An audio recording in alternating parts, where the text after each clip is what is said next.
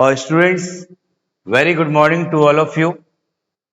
आज की क्लास में वंस अगेन 11th का लॉ ऑफ केमिकल कॉम्बिनेशन का हम लोग तीसरा नियम पढ़ेंगे।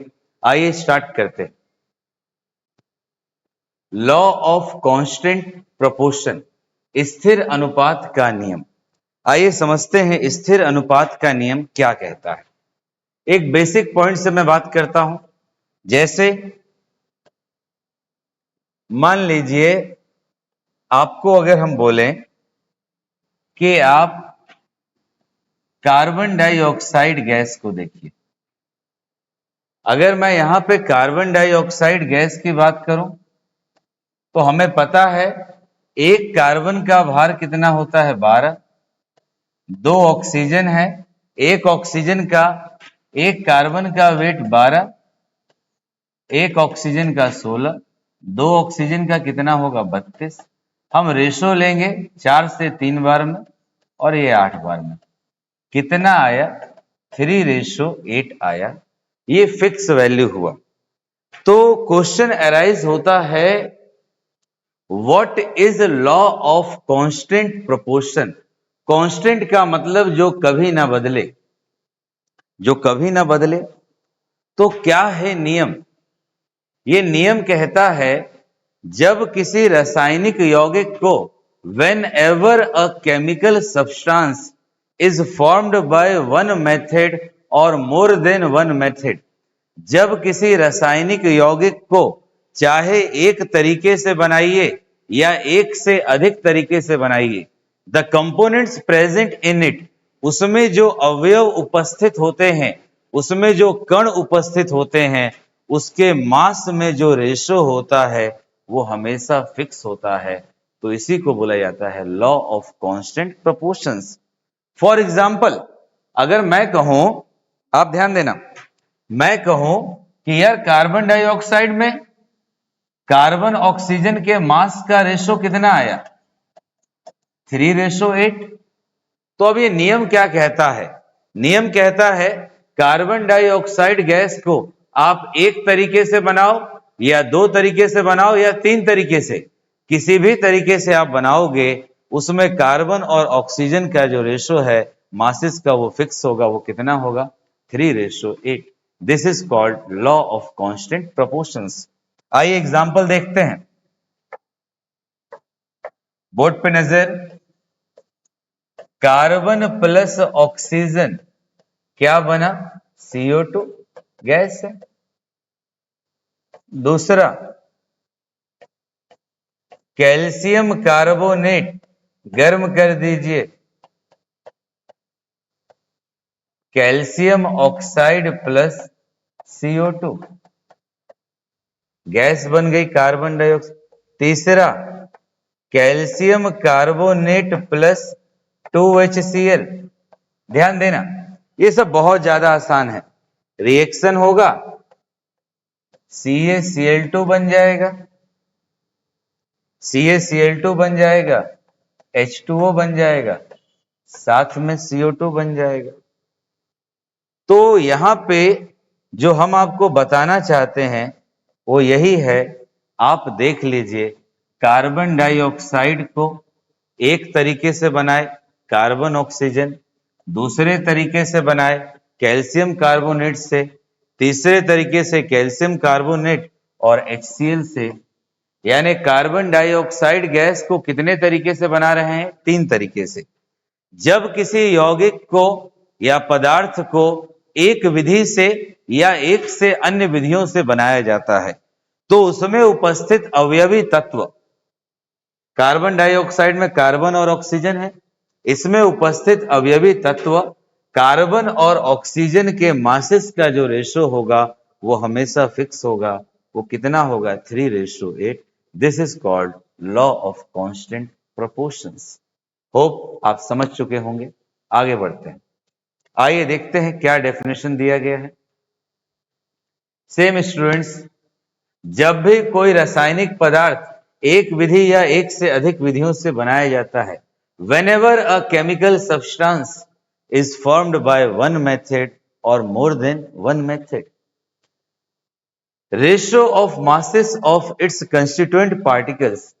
ध्यान देना, कंस्टिट्यूएंट पार्टिकल का मतलब होता है अवयवी कण, ऑलवेज फिक्स्ड और constant, this is called law of constant proportion. रही बात एग्जाम्पल का, जो तीनों एग्जाम्पल बताए हैं वो आपका एग्जाम्पल हो जाएगा। अब यहां सेम वही, चलिए दिया है तो हम एक बार रिपीट कर देते हैं, हमें मौका मिल गया दोबारा बताने का, और हम लोग तो ये चाहते ही हैं। आइए समझते हैं, फिर से देख लीजिए। कार्बन ऑक्सीजन क्या बना, CO2। दूसरा एग्जाम्पल CaCO3, CaCO3 को हम क्या कर दें, गर्म कर दें, हीट कर दें, ये किस में बदल जाएगा, कैल्शियम ऑक्साइड प्लस CO2।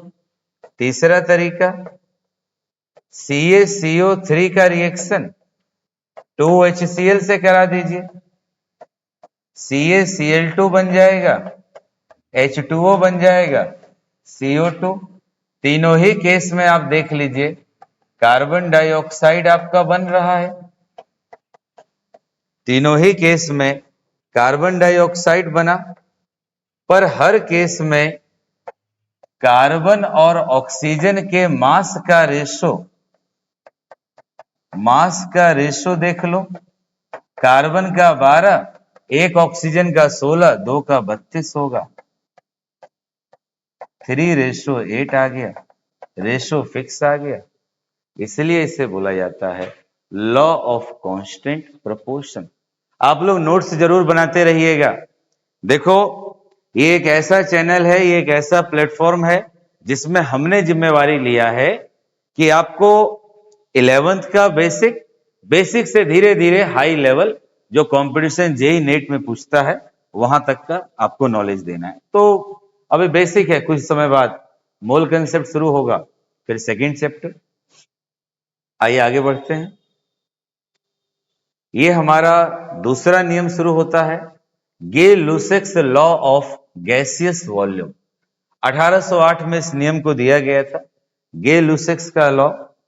आइए इनसे भी बात कर लेते हैं, ये क्या नियम है। समान दाब और समान ताप की परिस्थितियों में, यानी समान दाब और समान ताप की परिस्थितियों में, सीधी सी बात, ये नियम कहता है under similar condition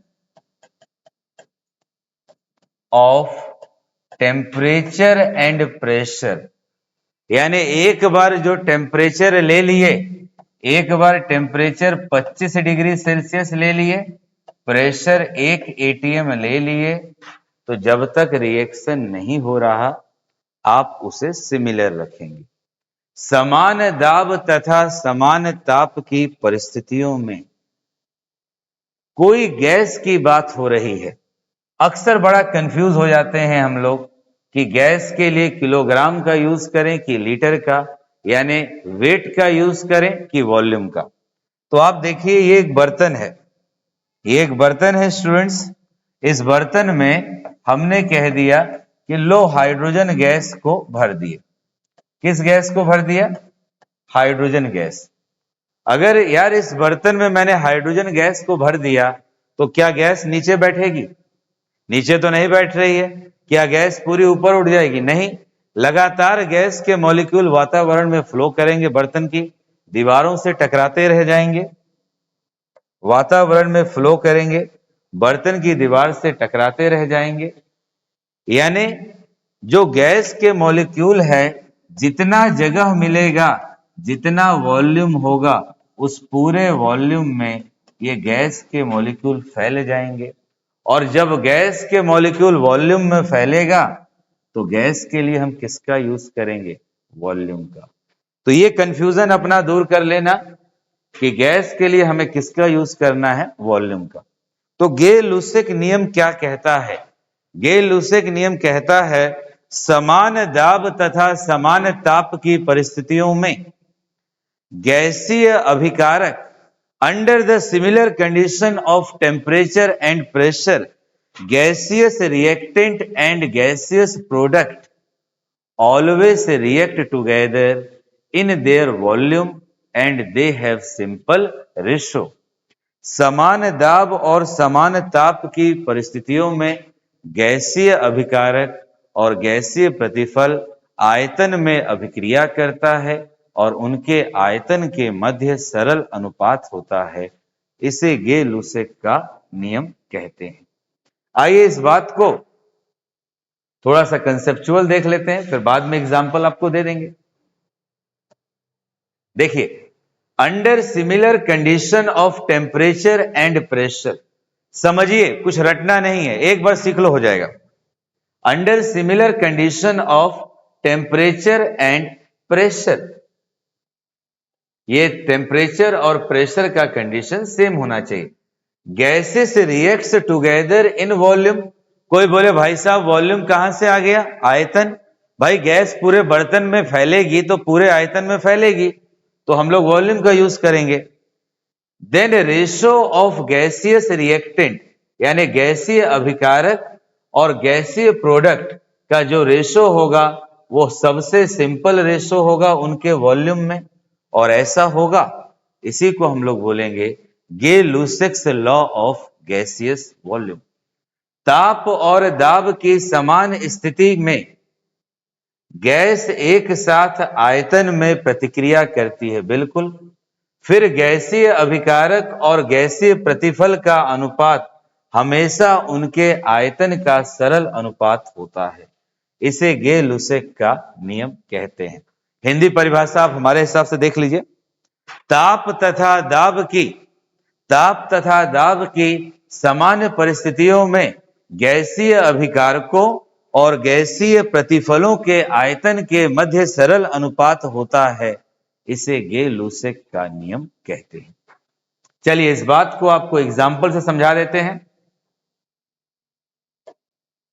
just for example, बिल्कुल एग्जाम्पल ही तो सब कुछ है। आइए देखते हैं, समझिएगा स्टूडेंट्स।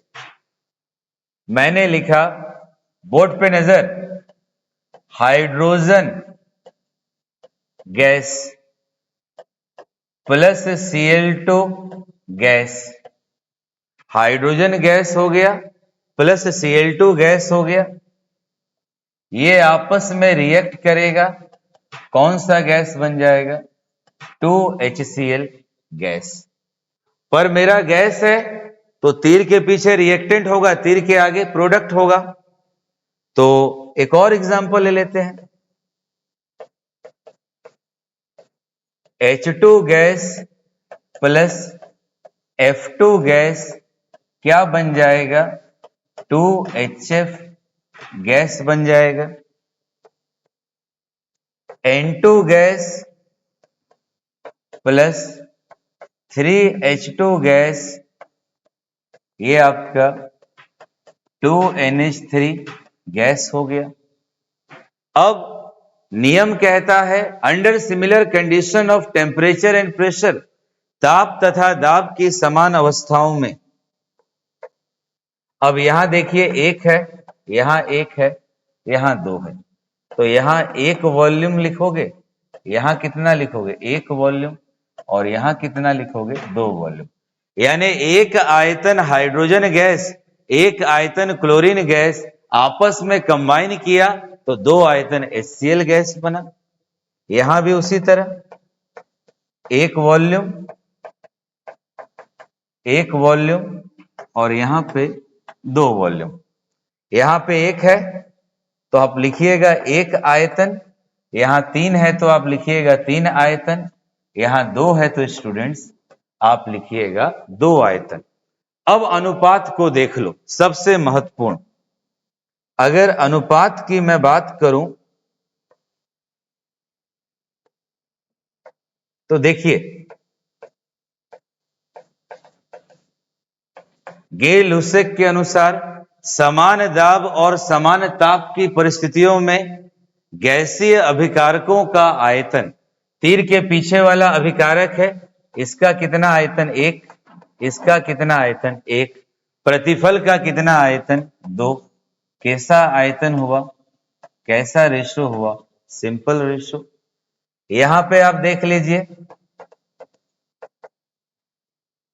तीर के पीछे वाला रिएक्टेंट कितना वॉल्यूम? 1 वॉल्यूम। ये भी 1 वॉल्यूम। ये कितना वॉल्यूम हो गया? 2 वॉल्यूम हो गया। तो रेशो कैसा आ गया? Simple ratio. यहां पे भी आप खुद निकाल सकते हैं स्टूडेंट्स, इतना कठिन नहीं है। प्रयास किए हैं कि कम समय में आपको बहुत ज्यादा नॉलेज दे दें। 1 वॉल्यूम, 1 रेशो, 3 रेशो, 2 रेशो। कैसा रेशो आया? Simple ratio. तो यही किसका नियम है? गे लुसेक का गैसों के आयतन संबंधी ये हमारा नियम हुआ। तो फिर से मैं बता दूं, समान दाब और समान ताप की परिस्थितियों में टेम्परेचर और प्रेशर सेम है, तो तीर के पीछे जो रिएक्टेंट है वो गैस है, तो वॉल्यूम में रिएक्ट की। गैस है तो वॉल्यूम में रिएक्ट की, प्रोडक्ट भी वॉल्यूम में बना, तो इसका रेशो 1, इसका 1, इसका 1, 1:1:2। इसी प्रकार H2F2 और ये हो गया N2, यानी रिएक्टेंट भी गैस है और प्रोडक्ट भी हमारा क्या है? गैस है। अब स्टूडेंट्स इसी प्रकार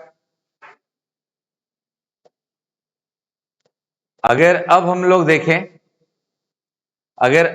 देखें कि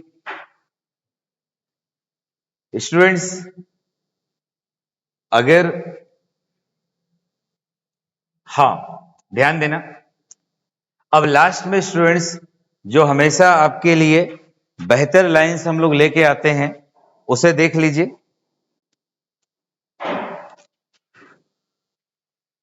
पहला नंबर, आज की क्लास में आपको 2 लॉ पढ़ाए हैं, ध्यान दीजिएगा, और दोनों लॉ को लास्ट में मैं एक एग्जाम्पल से कंक्लूड कर देता हूं। क्या है? Law of constant proportion. बस याद रखना, जैसे कार्बन डाइऑक्साइड गैस है, उसको 3 तरीके से तुम बना रहे हो, पर कितने भी तरीके से बनाओगे, कार्बन और ऑक्सीजन के मास का रेशो हर तरीके में सेम होगा, तो उसे बोलेंगे लॉ ऑफ कांस्टेंट कंपोजिशन। अब दूसरा नियम था गे Lussac's law of gaseous volume. अगर हम उसकी बात करें, उस नियम की बात करें, तो वो नियम कब लगाना है? Under similar condition of temperature and pressure. ताप और दाब की समान अवस्था में जब गैस का रिएक्टेंट आपस में अभिक्रिया करेगा तो प्रोडक्ट भी क्या बनेगा? गैस बनेगा। तो गैसीय रिएक्टेंट और प्रोडक्ट के वॉल्यूम का जो रेशो होगा वो सिंपल होगा, तो इसे हम लोग बोलेंगे Gay Lussac's law of gaseous volume. Last में कुछ आपके लिए बेहतरीन लाइंस हैं हर लेक्चर की तरह। दुनिया की गति, यानी दुनिया कितनी फास्ट चल रही है। पहले हम लोग बात करने के लिए चिट्ठियों का सहारा लेते थे, लेटर्स का सहारा लेते थे, फिर लैंडलाइन फोन आया उसका सहारा लेते थे। आज की डेट में 1 सेकेंड के अंदर व्हाट्सएप पे मैसेज कर लेते हैं। दुनिया की गति शिक्षा पर लगभग पूरी तरह से निर्भर करती है। जी हाँ, 100% स्टूडेंट्स, एजुकेशन है तो इस एजुकेशन के ऊपर ही पूरा का पूरा दुनिया का गति निर्भर करता है। आप अपने आप को एजुकेट बनाइए, अपने आप को सक्षम बनाइए कि इस दुनिया की गति के साथ आप तालमेल मिला के चल पाएं, ताकि आप किसी से पीछे न छूटें और लाइफ को बढ़िया से एंजॉय कर पाएं, समाज में अपनी मान प्रतिष्ठा को बना के रख पाएं। उसके लिए आपका एजुकेशन जरूरी है। तो स्टूडेंट्स, फाइनली उम्मीद करते हैं लेक्चर सबको क्लियर हुआ होगा। Thank you students.